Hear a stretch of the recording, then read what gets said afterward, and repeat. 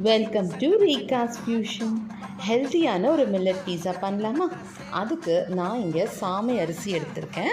நீங்கள் எந்த மில்லட்ஸ் வேணாலும் எடுத்துக்கோங்க. குதிரைவாலி, திணை, வரகு எது வேணாலும் எடுத்துக்கலாம். இது ஒரு கப்பு நான் ஆட் பண்ணிக்கிறேன்.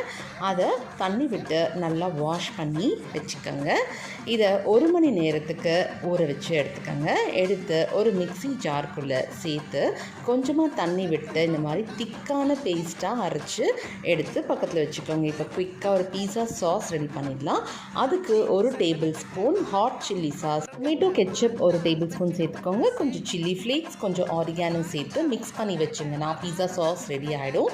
இப்போ அந்த பேட்டரில் கொஞ்சமாக சால்ட்டு, கொஞ்சமாக ஆரிகானோ, 1 ஸ்பூன் பட்டர் இது சேர்க்கறதுனால உங்களுக்கு அந்த பீஸா பேஸோட ஃப்ளேவர் வரும். இன்னும் ஃப்ரூட் சால்ட் எடுத்து வச்சுருக்கேன், அது 1 டீஸ்பூன் ஆட் பண்ணி இந்த மாதிரி கலந்து வச்சு இம்மீடியட்டாக நீங்கள் அதை தோசை மாதிரி ஊற்ற ஆரம்பிச்சிருங்க.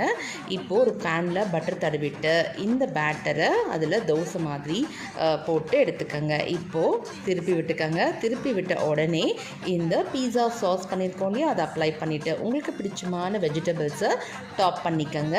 நான் இங்கே onion, tomato, capsicum, sweet corn எடுத்திருக்கேன். இதெல்லாம் டாப் பண்ணிவிட்டு தாராளமாக மொசரெல்லா சீஸை ஸ்ப்ரெட் பண்ணிக்கோங்க. அதுக்கு மேலே சில்லி ஃப்ளேக்ஸும் ஆரிகானோவும் ஸ்ப்ரிங்கிள் பண்ணி விட்டுக்கோங்க.